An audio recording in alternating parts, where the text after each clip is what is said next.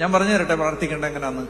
കർത്താവിന്റെ അടുത്തിരുന്നിട്ട് ഈ ഉള്ളിലുള്ളതെല്ലാം അതുപോലെ അങ്ങ് പറയുക. അതിന് പ്രാസവും വ്യാകരണവും ഭാഷയും അതിന്റെ വാക്യങ്ങളും അതിന്റെ ഭംഗിയൊന്നും നോക്കണ്ട നിങ്ങൾ. അഖിലാണ്ട കടാഹങ്ങളെ സൃഷ്ടിച്ച അണ്ടകടാഹങ്ങളുടെ പരമ്പൊരുളായ വിധാതാവായ ദൈവം തമ്പുരാനെ, പഞ്ചഭൂതങ്ങളുടെ ആകത്തുകയെ എന്നൊക്കെ അതൊന്നും പറയണ്ട. അപ്പൊ അതുകൊണ്ട് ഞാൻ പറയാണ്, അവനവൻ അറിയാവുന്നത് പോലൊക്കെ പ്രാർത്ഥിച്ചാ മതി. ലോകത്തുള്ള എല്ലാ പ്രെയർ ബുക്കും വാങ്ങിച്ച് കാശ് കളയരുത്. ഒരുപാട് നമ്മുടെ യങ്സ്റ്റേഴ്സ് പ്രാർത്ഥന വെറുത്തത് എങ്ങനെയാണെന്നറിയാമോ? അമ്മാമ്മ ലോകത്തുള്ള എല്ലാ ധ്യാന കേന്ദ്രത്തിൽ നിന്നും പുസ്തകം വാങ്ങിച്ചുകൊണ്ട് വന്നിട്ടുണ്ട്. വൈകുന്നേരം 6:30 തുടങ്ങുന്ന പ്രാർത്ഥന 10:30 ആയാലും തീരത്തില്ല.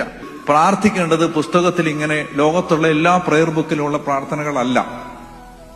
പ്രാർത്ഥിക്കേണ്ടത് നിന്റെ അവസ്ഥ കർത്താവിനോട് തുറന്ന് പറയുക. അറിയാവുന്ന പോലെ പറഞ്ഞാൽ മതി.